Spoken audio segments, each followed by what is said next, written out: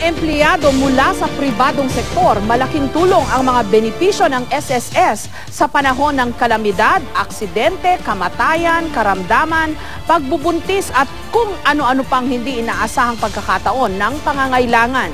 Sa mga retirado, lalo na po yung wala namang naitabing ipon, pader na masasandalan ang natatanggap nilang buwanang pensyon mula sa ahensya. Pero halos said na raw po ang pondo ng SSS. Sa mahigit 25 milyong kontribusyon ng mga miyembro, mahigit 20 milyon na raw ang naipapamahagi. Ang utang ng ahensya mahigit 1 trilyong piso. Kaya yung kulang pa sa 120 months na hulog, kailangang ipagpatuloy ang pagbabayad para makakuha ng pensyon at hindi lump sum. Pero paano ang mga retirado na wala ng ibang inaasahan kundi ang kanilang mga pensyon at hindi na kayang maghulog pa dahil wala na nga silang pinagkakakitaan? Iba pa rin kasi ang buwan ng pensyon dahil nakasisiguro silang may makukuha habang sila ay nabubuhay pa.